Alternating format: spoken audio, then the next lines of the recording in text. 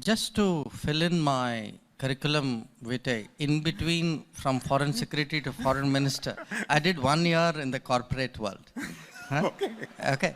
And I mention it because I still maintain, I still maintain that was my MBA degree. A year with the Tatas was the best MBA degree anybody could have got, at least the exposure that I had. Look, quite seriously, I would say there are a number of aspects to it. One, between being, as a civil servant, I was the civil servant head of my ministry. But it's one thing to be that. It's something else to actually have the next layer of responsibility, which is you're now accountable in the cabinet, in the parliament, to the public, in a sense to the world for that particular vertical.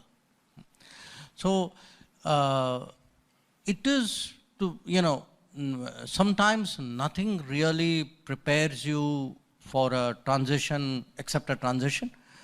And you have to have the ability to learn on the job. You have to keep reminding yourself that there's so much out there you don't know.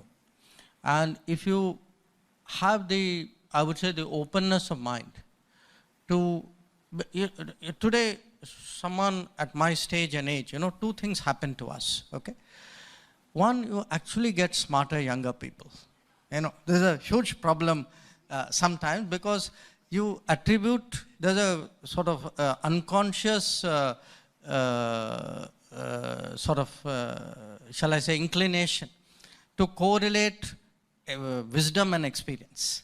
Sometimes actually smartness is non-experience. You are not in that mode. The other part of it is when you move into a new domain or a different domain, and a political domain is very different. There are so many more things which, between me as foreign secretary and me as foreign minister, I have another set of variables which I didn't know or wasn't exposed to as foreign secretary, which I am exposed to by sitting in the cabinet, by meeting other ministers, by doing politics, which therefore, give me a super holistic perspective in a sense, you could say. So it is a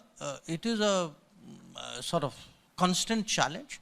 But I would say, if you enjoy doing what you do, and I think you can all see that I apparently do, but the other part of it is really you must have that in anything, you must have that openness of mind. Because even, say, when I was ambassador, you arrive in a place. Sometimes you've never been to that place before in your life.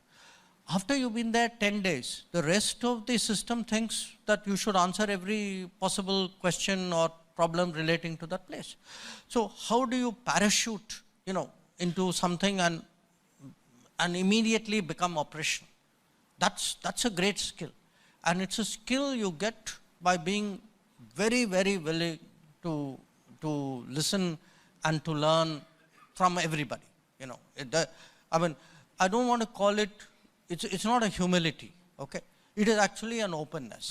The recognition that, you should be, because at the end of the day, that osmosis has to work.